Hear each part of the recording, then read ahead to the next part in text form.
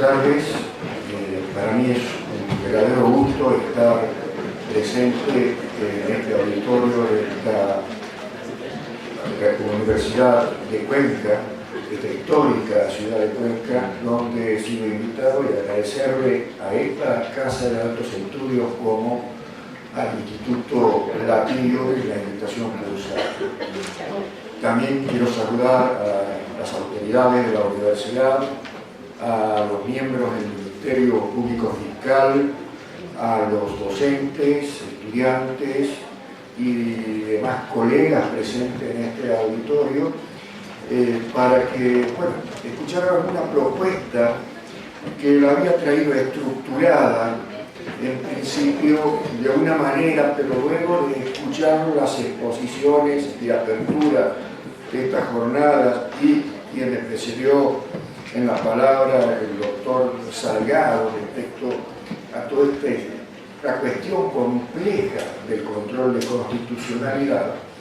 quizás voy a modificar ciertos aspectos que tenía preparado para dejar disparadores para que después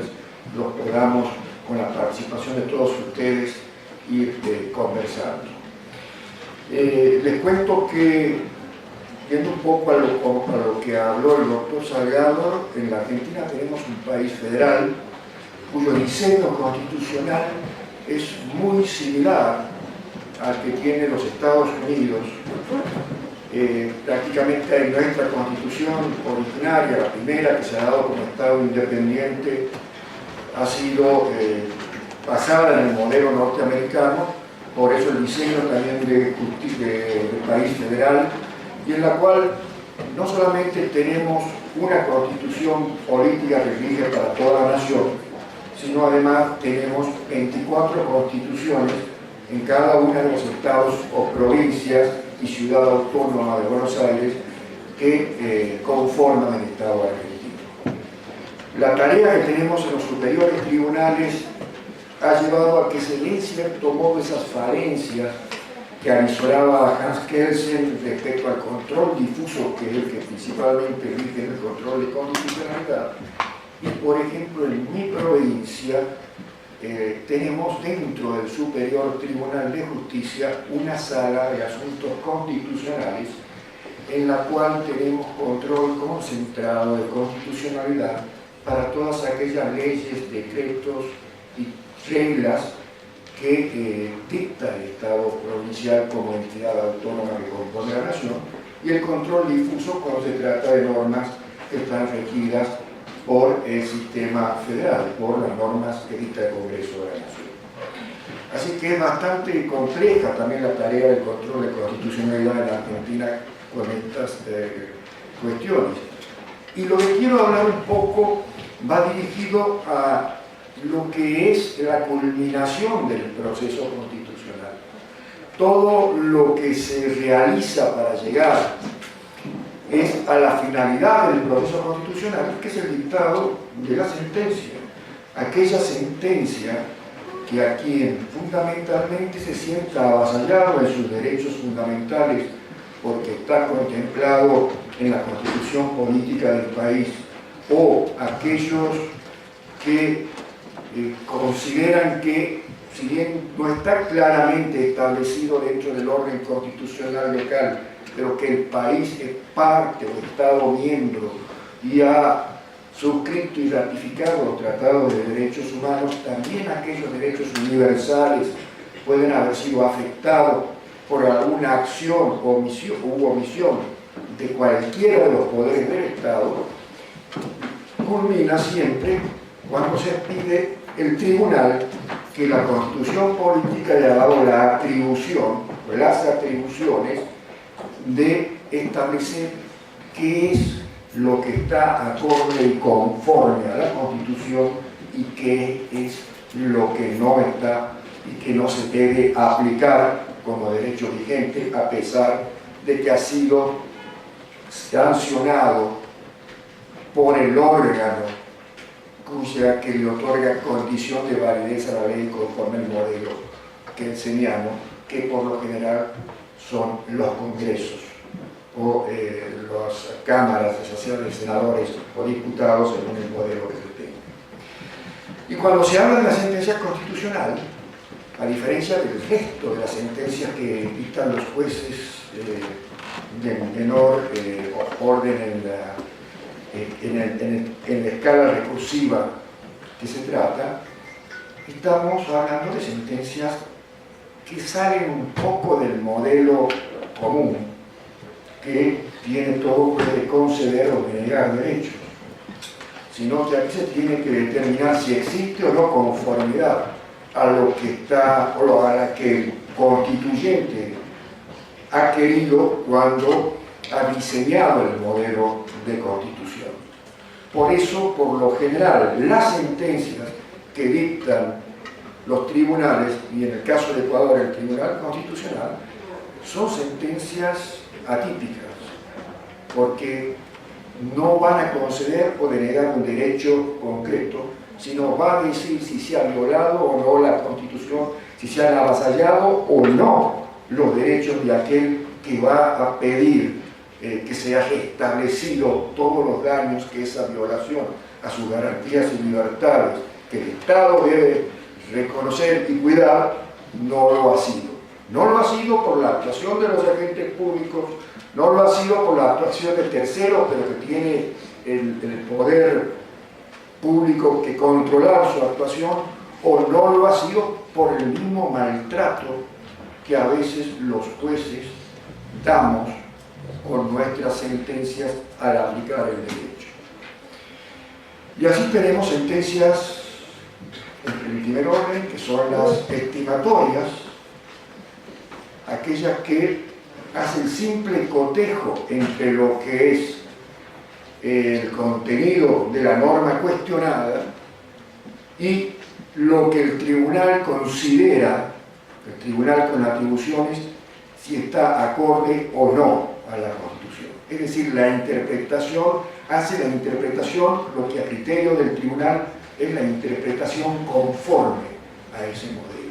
Las desestimatorias también, en el sentido contrario, cuando pese a las argumentaciones que se dan, considera que no, que en el simple cotejo esa norma no tiene ninguna afectación a la Carta Magna. Cuando entramos ya en otro orden de sentencia, y quizás es el más complejo que dictan los tribunales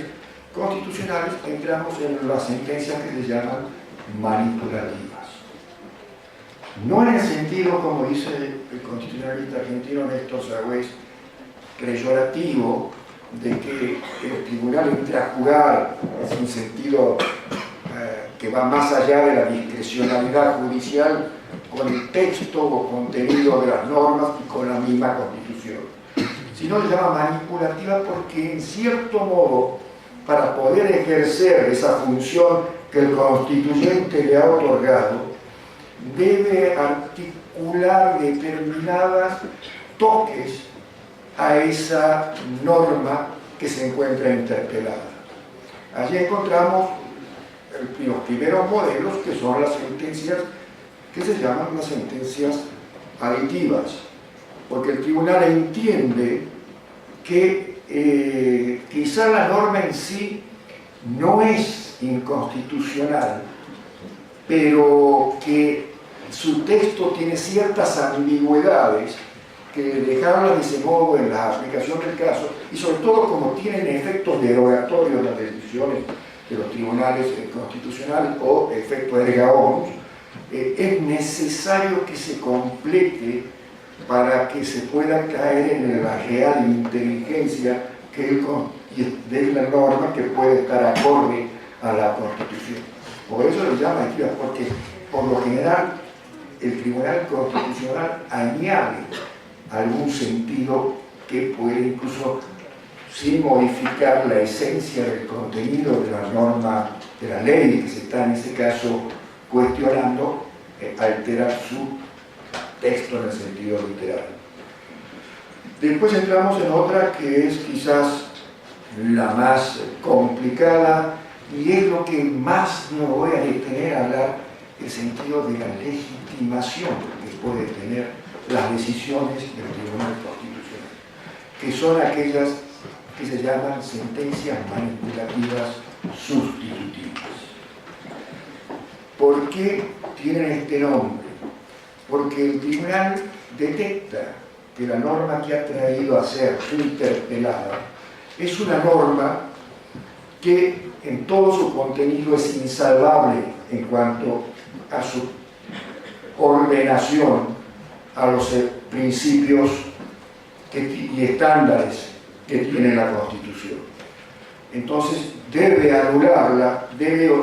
su decisión ordenar que no tenga más vigencia en ningún caso. Pero ¿qué pasa? Los tiempos legislativos para cambiar esa ley a veces se explayan y quedan muchas situaciones en el medio sin resolver y necesita llenar ese contenido, ese vacío que se ha generado por la anulación de la norma, y es el propio tribunal el que va a reemplazar casi en la integridad el texto de la ley que es invalidada por inconstitucionalidad. Y ahí vemos que la función del tribunal, en cierto modo, va, si se hace una mirada priorística, invadiendo competencias que es de otro poder del Estado y puede tener ciertos problemas en cuanto a lo que es el sentido de la división de poderes del orden republicano, en donde cada uno de los poderes tienen atribuciones específicas dadas por la Constitución, y aparece el guardián, como decía el doctor Salgado, de ese orden constitucional, con poder jurisdiccional para hacerlo, invadiendo competencias que la misma Constitución le da de legislar a lo que sería el poder legislativo. Ese es el gran problema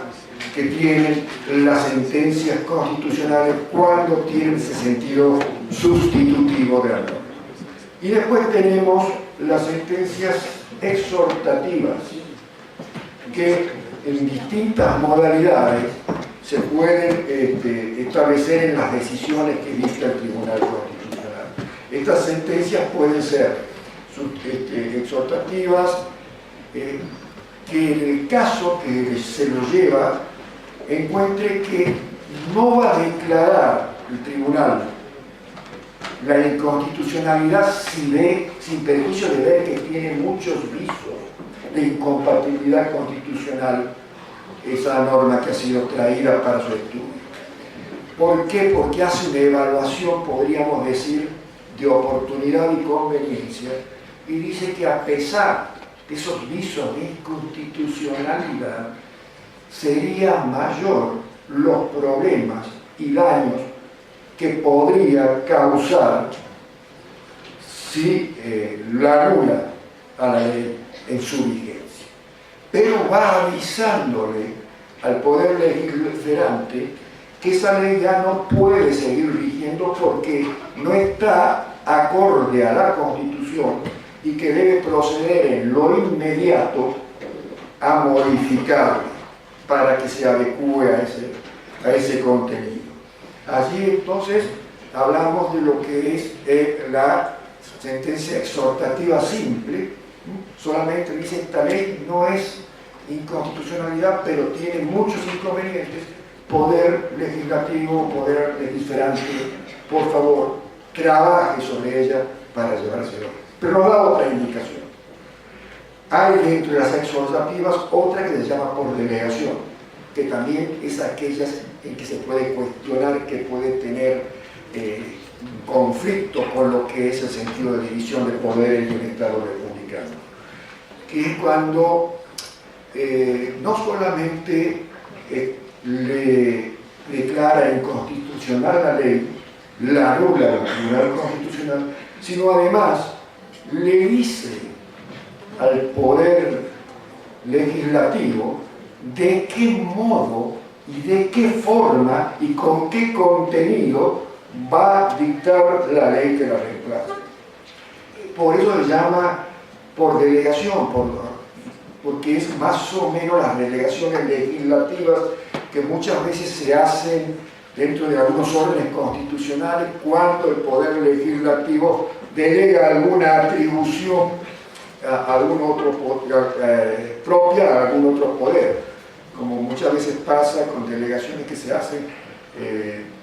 por lo general en las leyes presupuestarias, por la complejidad que tienen las leyes presupuestarias, al Ejecutivo para que pueda modificarlas sin que tenga que modificarla con una asamblea legislativa diferente, para que el Estado pueda continuar con todas sus finalidades. Y por último tenemos la de inconstitucionalidad,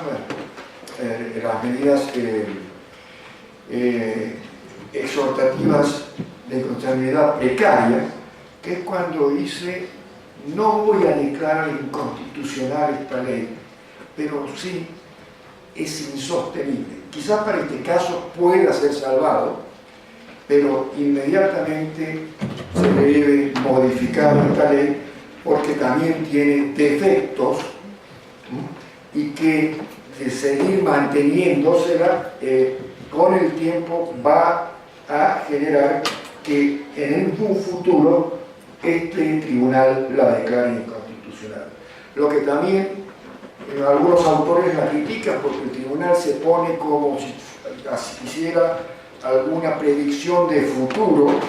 y que el tribunal debería trabajar con casos concretos actuales y que se le someten a decisión. Eso ha sido una rápida exposición de lo que son el contenido, por lo general, de las sentencias constitucionales. Lo interesante aquí es ver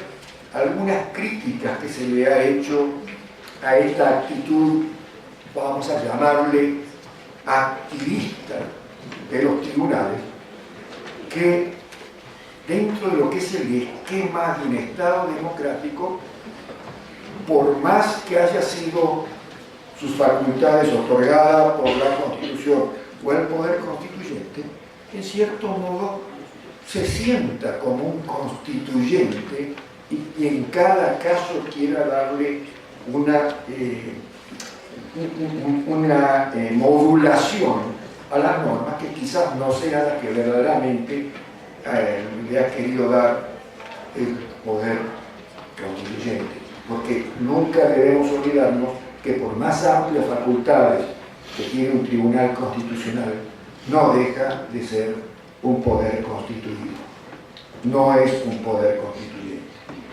Y así viene el problema de los límites que hoy hablábamos con un colega y que también se puede replicar en lo que es el sistema interamericano, hasta dónde pueden ser los límites que tenga también la Corte Interamericana al interpretar la Convención Americana. Y todo esto en el marco actual, que también los tribunales constitucionales son tribunales interamericanos, en el sentido de que están obligados, si su país ha aceptado la competencia de la Corte Interamericana, a hacer también control de convencionalidad. Julian Habermas, siempre con su filosofía crítica, decía que esto podía generar que la Constitución se convierta en realidad no en lo que querían los constituyentes, sino en lo que pretende la integración de turno del Tribunal Constitucional. Y no estaba lejos. Ya desde el caso Melbourne versus Madison con George Marshall, siempre la justicia norteamericana ha dado a entender que la Constitución de Estados Unidos no es lo que lo leemos de su texto literal, sino lo que la Corte, su Suprema Corte de Estados Unidos, dice lo que es. O sea, ese dice lo que es puede una integración darle un sentido y después puede venir otra integración y darle otro sentido diferente. Y ahí es donde Julian Habermas, un poco también criticando algunas cuestiones vinculadas al neoconstitucionalismo y a